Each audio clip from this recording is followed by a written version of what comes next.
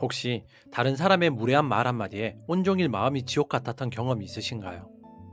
그 사람의 말을 곱씹으며 분노하고 후회하며 나 자신을 괴롭혔던 그 밤. 반갑습니다. 여러분의 꿈속에 들어가 함께 억지로 걷게 만드는 꿈을 걷는 자입니다. 오늘의 한 줄 담기는 당신의 감정의 주도권을 온전히 되찾아오는 가장 강력한 마인드셋입니다.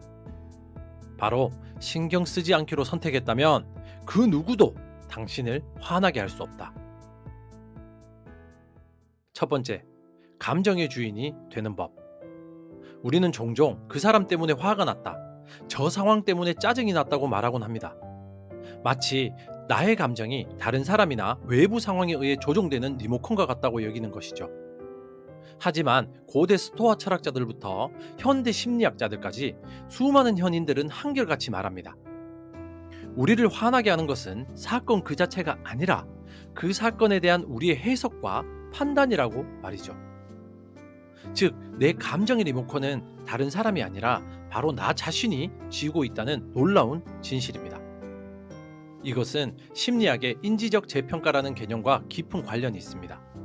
인지적 재평가란 어떤 감정을 유발하는 상황에 대한 자신의 생각을 의식적으로 바꾸어 그로 인해 발생하는 감정의 종류나 강도를 조절하는 전략을 의미합니다. 예를 들어 중요한 발표를 앞두고 심장이 두근거릴 때 이것을 두려움이라고 해석하는 대신 성공적인 발표를 위해 설레는 흥분 상태라고 생각을 바꾸는 것입니다. 똑같은 신체 반응이지만 그것을 어떻게 해석하느냐에 따라 우리의 감정은 불안에서 기대감으로 완전히 바뀔 수 있습니다. 누군가 나에게 무례한 말을 던졌을 때도 마찬가지입니다.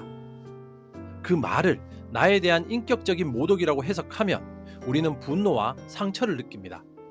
하지만 저 사람은 오늘 아주 힘든 일이 있었나 보구나, 저 사람은 자신의 낮은 자존감을 저런 방식으로 표출하는구나라고 재평가한다면 어떨까요?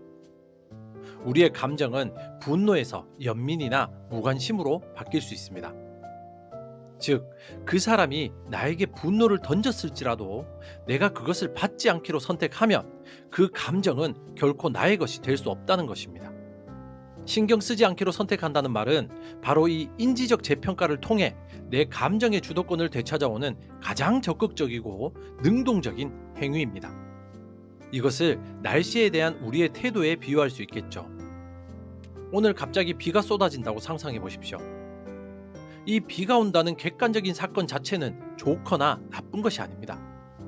하지만 어떤 사람은 비 때문에 야유회가 취소됐어, 정말 최악의 날이야라며 분노하고 좌절합니다. 반면 어떤 사람은 오랜만에 비가 오니 공기도 맑아지고 집에서 조용히 책 읽기 딱 좋은 날이라며 평온함을 느낍니다. 비는 똑같이 내렸지만 그 비를 어떻게 해석하고 받아들이냐에 따라 두 사람의 하루는 천국과 지옥으로 갈려버립니다. 다른 사람의 말과 행동은 바로 이 날씨와 같습니다. 우리는 다른 사람의 무례함이나 변덕을 통제할 수 없죠. 마치 우리가 비를 멈추게 할 수 없는 것처럼요. 우리가 할 수 있는 유일한 것은 그 날씨에 대한 나의 태도를 선택하는 것입니다. 비가 온다고 화를 내며 하루 종일 젖은 채로 서 있을 것인가? 아니면 우산을 펴거나 실내로 들어가 나만의 시간을 즐길 것인가? 그 선택은 온전히 나에게 있습니다. 또 다른 비유는 내가 받지 않는 선물입니다. 누군가 당신에게 정성껏 포장한 모욕이라는 선물을 건넨다고 생각해 보세요.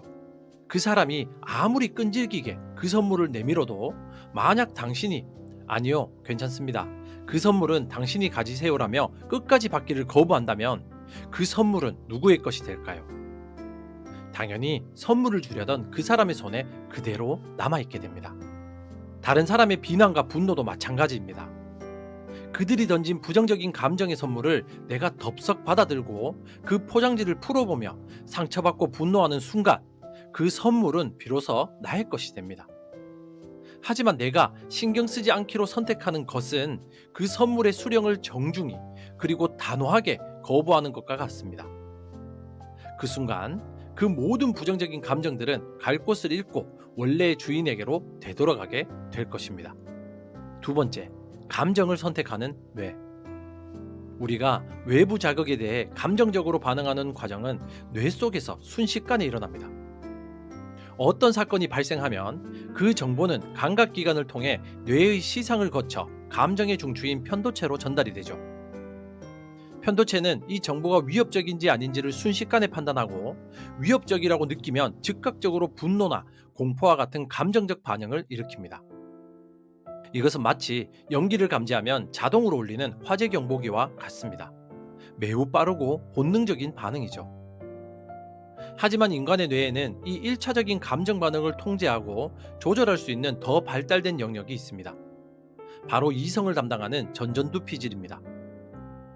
편도체에서 울린 경보 신호는 전전두피질로도 전달이 되는데, 이 전전두피질은 이 상황을 좀 더 종합적이고 이성적으로 분석하기 시작합니다. 그리고 이게 진짜 불이 난 건가, 아니면 그냥 토스트를 태운 연기인가를 판단하여 만약 심각한 상황이 아니라고 판단되면 편도체를 진정시키고 경보기를 끄는 역할을 합니다. 신경 쓰지 않기로 선택한다는 것은 바로 이 전전두피질의 개입을 의식적으로 활성화시키는 훈련입니다. 누군가의 말에 화가 치밀어 오르는 순간 바로 반응하지 않고 잠시 멈추는 것입니다. 그리고 나의 이성적인 뇌에게 질문을 던지는 것이죠. 이게 정말 내가 화를 낼 만큼 중요한 일인가? 저 사람의 말에 내가 굳이 에너지를 쏟을 필요가 있을까? 여기서 화를 내는 것이 나에게 어떤 이득을 가져다 줄까? 이 짧은 생각의 시간이 우리의 뇌가 본능의 지배에서 벗어나 이성의 통제 아래로 돌아올 수 있는 결정적인 기회를 제공합니다. 이것을 성난 들소를 다루는 투사에 비유할 수 있겠죠. 우리에게 날아오는 비난이나 무례한 행동은 붉은 천을 보고 흥분하여 달려드는 거대한 들소와 같습니다. 이 들소, 즉 감정적인 자극은 엄청난 힘을 가지고 있죠. 미숙한 투사는 이 들소와 정면으로 맞서 싸우려 하거나 겁을 먹고 도망치기 바쁩니다. 어느 쪽이든 결국 들소에게 박혀 큰 상처를 입게 되겠죠. 하지만 능숙한 투사는 어떻게 하나요? 그는 들소와 힘으로 싸우지 않습니다. 대신 붉은 천, 즉 나의 생각과 해석을 우아하게 흔들어 들소의 방향을 옆으로 살짝 비껴가게 만듭니다. 들소는 여전히 전력을 다해 질주하고 있지만 투사는 그 힘을 정면으로 받지 않고 자신의 목표물을 비껴가도록 영리하게 유도하는 것입니다. 신경 쓰지 않기로 선택하는 것이 바로 이와 같습니다. 상대방의 분노라는 에너지를 없애려 하거나 맞서 싸우는 대신 나의 해석이라는 붉은 천을 살짝 움직여 그 에너지가 나를 관통하지 않고 옆으로 무사히 지나가게 만드는 기술입니다.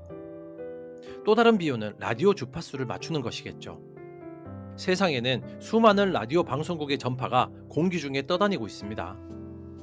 그 중에는 아름다운 클래식 음악을 틀어주는 방송도 있고 온종일 비난과 불평만 쏟아내는 시끄러운 방송도 있을 겁니다. 중요한 것은 내가 어떤 주파수에 나의 라디오, 즉 나의 의식을 맞추느냐에 따라 내가 듣게 될 내용이 결정된다는 것입니다. 누군가에게 나에게 무례한 말을 하는 것은 그저 시끄러운 방송국의 전파를 내 주변에 쏘아 보내는 것과 같습니다. 그 전파 자체를 막을 수는 없습니다. 하지만 내가 굳이 나의 라디오를 그 시끄러운 주파수에 맞추고 볼륨을 최대로 키운 채 괴로워할 필요는 없습니다. 나는 언제든지 다이얼을 돌려 나를 평온하게 만드는 클래식 음악, 즉 나의 긍정적인 생각이나 나에게 유익한 정보를 주는 교양 방송, 즉 나의 목표와 계획으로 주파수를 바꿀 수 있는 선택권을 가지고 있습니다. 당신의 의식이라는 라디오의 다이얼은 오직 당신만이 돌릴 수 있습니다. 기억하십시오. 당신의 인생에서 가장 위대한 자유는 당신을 화나게 하는 사람이 단 한 명도 없는 상태가 아니라 그 누구도 더 이상 당신을 화나게 할 수 없다는 사실을 깨닫는 바로 그 순간에 이루어집니다. 당신의 꿈 곁에서 함께 조용히 걷는 꿈을 걷는 자였습니다. 감사합니다.